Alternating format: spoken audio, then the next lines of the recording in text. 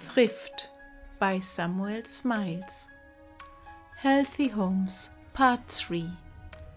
Homes are the manufactories of men, and as the homes are, so will the man be. Mind will be degraded by the physical influences around it. Decency will be destroyed by constant contact with impurity and defilement, and coarseness of manners, habits, and tastes will become inevitable. You cannot rear a kindly nature, sensitive against evil, careful of proprieties, and desirous of moral and intellectual improvement amidst the darkness, dampness, disorder, and discomfort which unhappily characterize so large a portion of the dwellings of the poor in our large towns. And until we can, by some means or other, improve their domestic accommodation, their low moral and social condition must be regarded as inevitable. We want not only a better class of dwellings, but we require the people to be so educated as to appreciate them. An Irish landlord took his tenantry out of their mud huts and removed them into comfortable dwellings which he had built for their accommodation. When he returned to his estate, he was greatly disappointed. The houses were as untidy and uncomfortable as before. The pig was still under the bed, and the hens over it. The concrete floor was as dirty as the mud one had been. The panes of the windows were broken, and the garden was full of weeds. The landlord wrote to a friend in despair. The friend replied, "You have begun at the wrong end. You ought to have taught them the value of cleanliness, thriftiness, and comfort." To begin at the beginning, therefore, we must teach the people the necessity of cleanliness, its virtues and its wholesomeness, for which purpose it is requisite that they should be intelligent, capable of understanding ideas conveyed in words, able to discern, able to read, able to think. In short, the people, as children, must first have been to school and properly taught there, whereas we have allowed the majority of the working people to grow up untaught, nearly half of them unable to read and write, and then we expect them to display the virtues, prudence, judgment, and forethought of well-educated beings. It is of the first importance to teach people cleanly habits. This can be done without teaching them either reading or writing. Cleanliness is more than wholesomeness. It furnishes an atmosphere of self-respect and influences the moral condition of the entire household. It is the best exponent of the spirit of thrift. It is to the economy of the household what hygiene is to the human body. It should preside at every detail of domestic service. It indicates comfort and well-being. It is among the distinctive attributes of civilization and marks the progress of nations. Dr. Paley was accustomed to direct the particular attention of travelers in foreign countries to the condition of the people as respects cleanliness and the local provisions for the prevention of pollution. He was of opinion that a greater insight might thus be obtained into their habits of decency, self-respect, and industry, and into their moral and social condition generally, than from facts of any other description. People are cleanly in proportion as they are decent, industrious, and self-respecting. Unclean people are uncivilized. The dirty classes of great towns are invariably the dangerous classes of those towns. And if we would civilize the classes yet uncivilized, we must banish dirt from amongst them. Yet dirt forms no part of our nature. It is a parasite, feeding upon human life and destroying it. It is hideous and disgusting. There can be no beauty where it is. The prettiest woman is made repulsive by it. Children are made fretful, impatient, and bad-tempered by it. Men are degraded and made reckless by it. There is little modesty where dirt is, for dirty is indecency. There can be little purity of mind where the person is impure, for the body is the temple of the soul and must be cleansed and purified to be worthy of the shrine within. Dirt has an affinity with self-indulgence and drunkenness.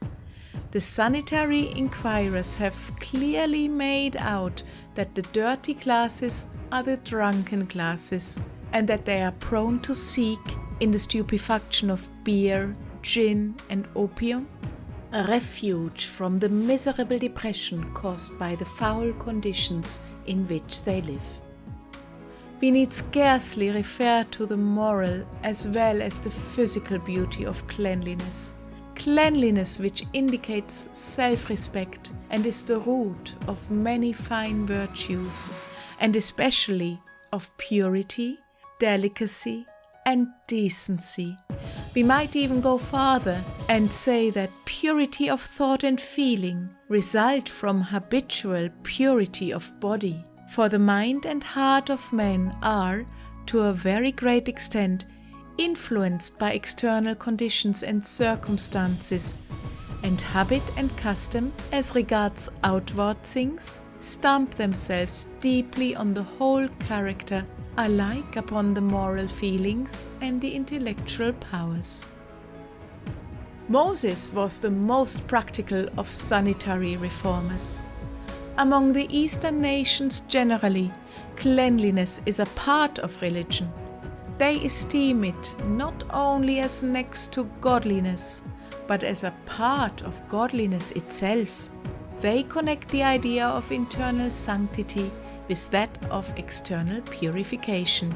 They feel that it would be an insult to the Maker they worship to come into His presence covered with impurity.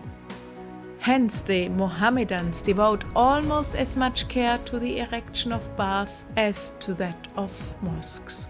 And alongside the place of worship is usually found the place of cleansing, so that the faithful may have the ready means of purification previous to their act of worship.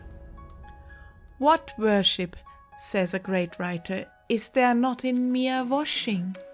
Perhaps one of the most moral things a man, in common cases, has it in his power to do. Strip thyself, go into the bath, or whir it into the limpid pool of a running brook, and there wash and be clean. Thou wilt step out again a purer and a better man. This consciousness of perfect outer pureness, that to thy skin there now adheres no foreign speck of imperfection, how it radiates on thee with cunning symbolic influences to thy very soul. Thou hast an increased tendency towards all good things whatsoever. The oldest Eastern sages, with joy and holy gratitude, had felt it to be so, and that it was the Maker's gift and will. The common well-being of men, women, and children depends upon attention to what at first sight may appear comparatively trivial matters. And unless these small matters be attended to, comfort in person, mind, and feeling is absolutely impossible. The physical satisfaction of a child, for example, depends upon attention to its feeding, clothing, and washing. These are the commonest of common things, and yet they are of the most essential importance.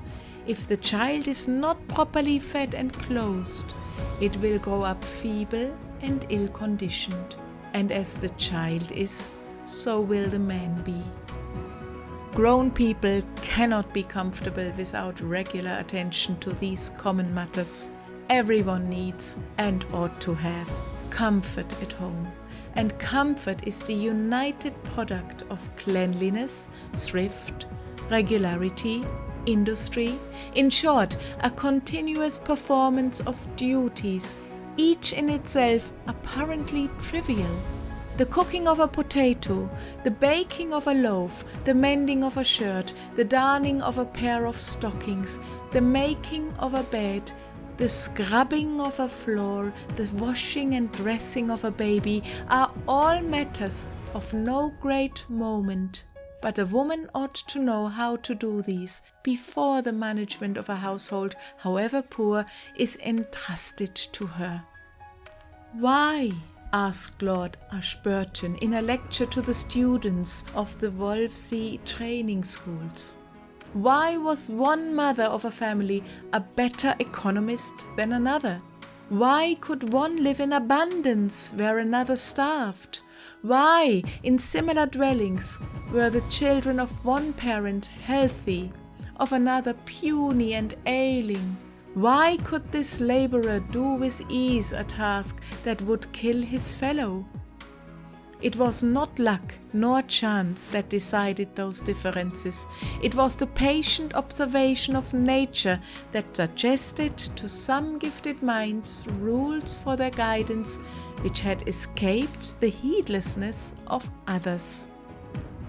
It is not so much, however, the patient observation of nature as good training in the home and in the school that enables some women to accomplish so much more than others in the development of human beings and the promotion of human comfort. And to do this efficiently, women as well as men require to be instructed as to the nature of the objects upon which they work. Take one branch of science as an illustration, the physiological. In this science, we hold that every woman should receive some instruction. And why?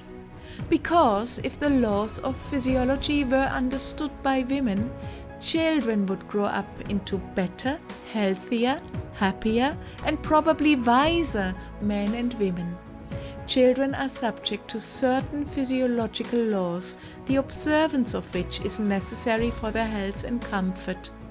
Is it not reasonable, therefore, to expect that women should know something of those laws and of their operation? If they are ignorant of them, they will be liable to commit all sorts of blunders, productive of suffering, disease, and death. To what are we to attribute the frightful mortality of children in most of our large towns, where 1/2 of all that are born perish before they reach their 5th year? If women, as well as men, knew something of the laws of healthy living, about the nature of the atmosphere, how its free action upon the blood is necessary to health, of the laws of ventilation, cleanliness, and nutrition, we cannot but think that the moral, not less than the physical condition of the human beings committed to their charge would be greatly improved and promoted. Were anything like a proper attention given to common things, there would not be such an amount of discomfort, disease, and mortality amongst the young. But we accustom people to act as if there were no such provisions as natural laws. If we violate them, we do not escape the consequences because we have been ignorant of their mode of operation. We have been provided with intelligence that we might know them. And if society keep its members blind and ignorant, the evil consequences are inevitably reaped.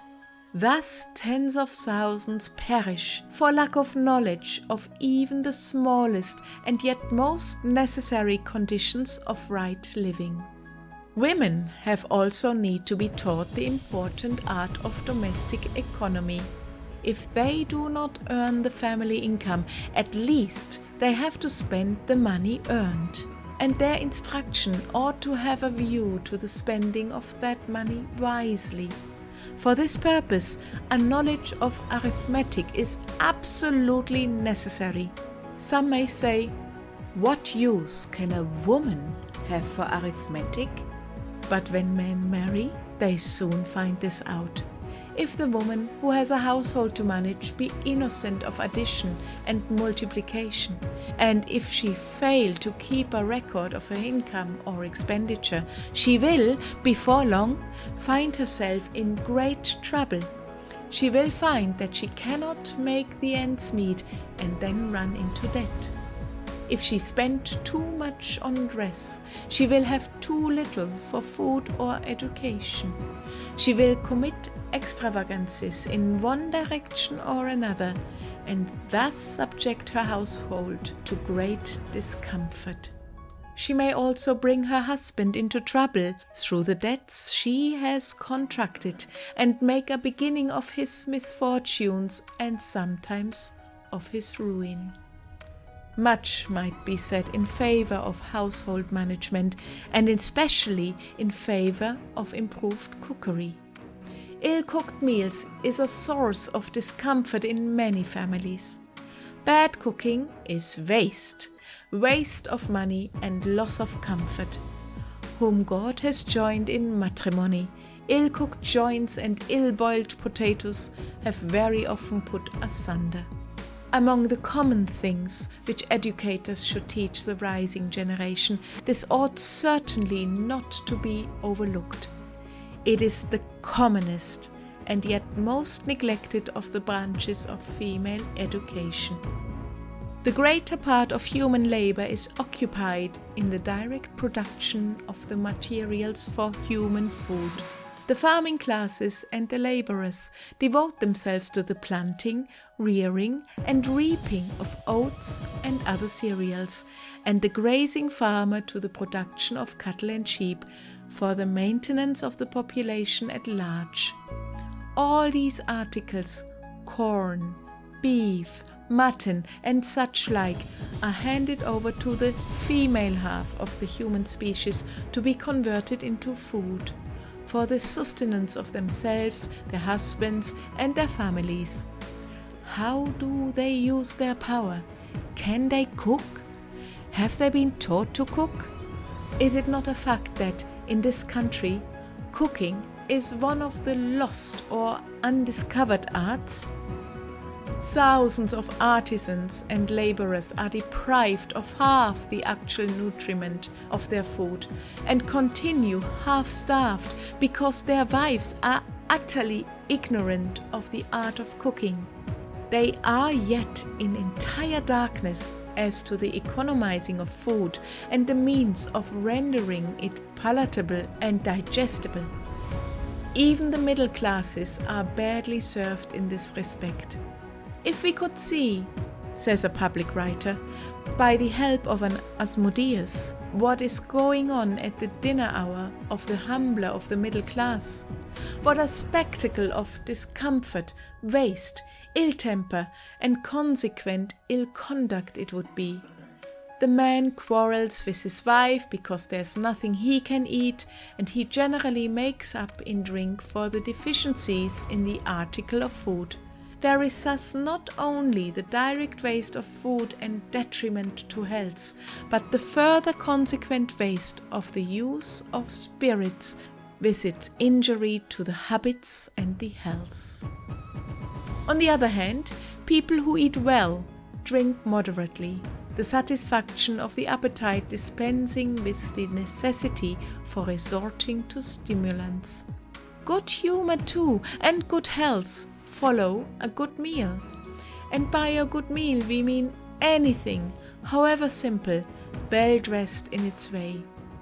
A rich man may live very expensively and very ill, and a poor man may live frugally and very well, if it be his good fortune to have a good cook in his wife or in his servant. The most worthless unit in a family is an ill-managing wife, or an indolent woman of any sort. The fair sex are sometimes very acute in what concerns themselves. They keep a tight hand over their dressmakers and milliners. They can tell to a thread when a flounce is too narrow or a tuck too deep.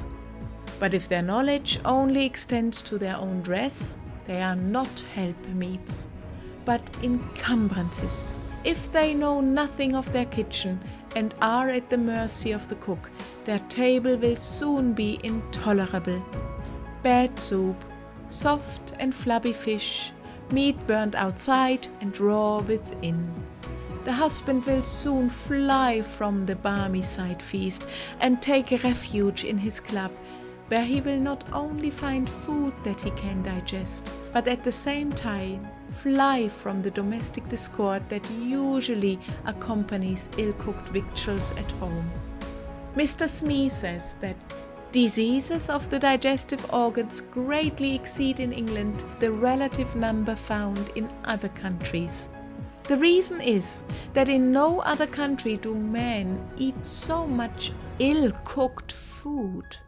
The least observant of travellers must have been struck with admiration at the readiness with which a dinner of 8 or 10 dishes of various eatables makes its appearance in foreign inns, particularly when he remembers the perpetual mutton chop and mashed potatoes of the English road.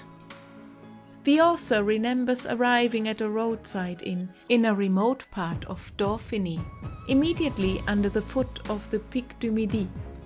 On looking at the clay floor and the worn state of the furniture, he remarked to his friend, "Surely we can get no dinner here?" "Wait till you see," was his answer. In about half an hour, the table, though propped up, was spread with a clean tablecloth and successive dishes of soup, fowl, roast beef, pommes de terre frites, French beans, with wholesome bread and butter made their appearance. In the principal inns of most provincial towns in England, it would not have been possible to obtain such a dinner. Great would be the gain to the community if cookery were made an ordinary branch of female education. To the poor, the gain would be incalculable. Among the prizes which the bountifuls of both sexes are fond of bestowing in the country, we should like to see some offered for the best boiled potato, the best grilled mutton chop, and the best seasoned hodgepodge, soup or broth. In writing of a well-boiled potato, we are aware that we shall incur the contempt of many for attaching importance to a thing they suppose to be so common.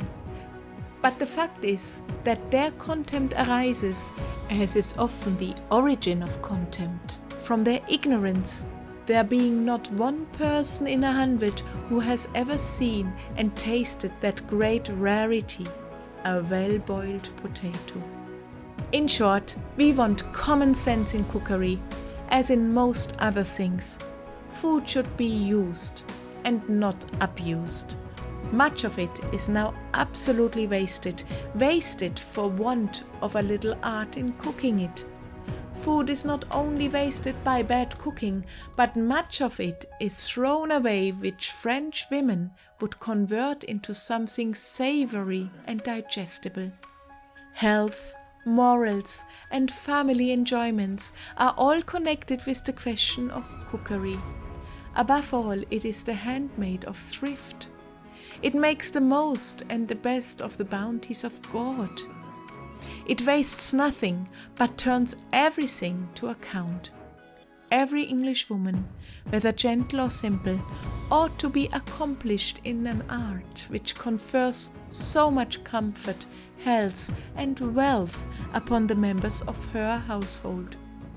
It appears to me, says Mrs. Margaretta Gray, that with an increase of wealth unequally distributed and a pressure of population, there has sprung up amongst us a spurious refinement that cramps the energy and circumscribes the usefulness of women in the upper class of society. A lady, to be such, must be a lady, and nothing else. Ladies dismissed from the dairy, the confectionery, the storeroom, the still room, the poultry yard, the kitchen garden, and the orchard. she might have added, the spinning wheel, have hardly yet found for themselves a sphere equally useful and important in the pursuits of trade and art to which to apply their too abundant leisure. When, at any time, has society presented, on the one hand, so large an array of respectably educated individuals embarrassed for want of a proper calling, and on the other, so ponderous a multitude of untrained, neglected poor who cannot, without help, rise out of their misery and degradation. What an obstruction to usefulness and all eminence of character is that of being too rich or too genteelly connected to work at anything. Many intelligent, high-minded ladies who have felt disgusted at the idleness to which society condemns them have of late years undertaken the work of visiting the poor and of nursing, a noble work. But there is another school of usefulness which stands open to them. Let them study the art of common cookery and diffuse the knowledge of it amongst the people. They will thus do an immense amount of good and bring down the blessings of many a half-hungered husband upon their benevolent heads. Women of the poorer classes require much help from those who are better educated or who have been placed in better circumstances than themselves. The greater number of them marry young and suddenly enter upon a life for which they have not received the slightest preparation. They know nothing of cookery, of sewing, or clothes mending, or of economical ways of spending their husband's money. Hence slatternly and untidy habits and uncomfortable homes, from which the husband is often glad to seek refuge in the nearest public house. The following story, told by Joseph Corbett, a Birmingham operative, before a parliamentary committee, holds true of many working people in the manufacturing districts.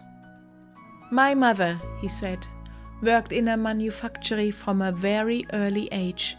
She was clever and industrious, and, moreover, she had the reputation of being virtuous. She was regarded as an excellent match for a working man. She was married early. She became the mother of 11 children. I am the eldest. To the best of her ability, she performed the important duties of a wife and mother. But she was lamentably deficient in domestic knowledge, in that most important of all human instruction, how to make the home and the fireside to possess a charm for her husband and children. She had never received one single lesson. She had children apace. As she recovered from her lying in, so she went to work, the babe being brought to her at stated times to receive nourishment. As the family increased, so everything like comfort disappeared altogether. The power to make home cheerful and comfortable was never given to her. She knew not the value of cherishing in my father's mind a love of domestic objects. Not one moment's happiness did I ever see under my father's roof. All this dismal state of things I can distinctly trace to the entire and perfect absence of all training and instruction to my mother. He became intemperate, and his intemperance made her necessitous. She made many efforts to abstain from shop work, but her pecuniary necessities forced her back into the shop. The family was large, and every moment was required at home. I have known her, after the close of a hard day's work, sit up nearly all night for several nights together, washing and mending clothes. My father could have no comfort there. These domestic obligations, which in a well-regulated house, even in that of a working man, where there are prudence and good management, would be done so as not to annoy the husband, were to my father a sort of annoyance, and he, from an ignorant and mistaken notion, sought comfort in an alehouse. My mother's ignorance of household duties, my father's consequent irritability and intemperance, the frightful poverty, the constant quarrelling, the pernicious example to my brothers and sisters, the bad effect upon the future conduct of my brothers, one and all of us being forced out to work so young that our feeble earnings would produce only 1 shilling a week. Cold and hunger and the innumerable sufferings of my childhood crowd upon my mind and overpower me. They keep alive a deep anxiety for the emancipation of thousands of families in this great town, Birmingham, and neighborhood, who are in a similar state of horrible misery. My own experience tells me that the instruction of the females in the work of a house, in teaching them to produce cheerfulness and comfort at the fireside, would prevent a great amount of misery and crime. There would be fewer drunken husbands and disobedient children. As a working man, within my own observation, female education is disgracefully neglected. I attach more importance to it than to anything else, for woman imparts the first impressions to the young susceptible mind. She models the child from which is formed the future man. End of section 28. Read by Astrid Weinmann.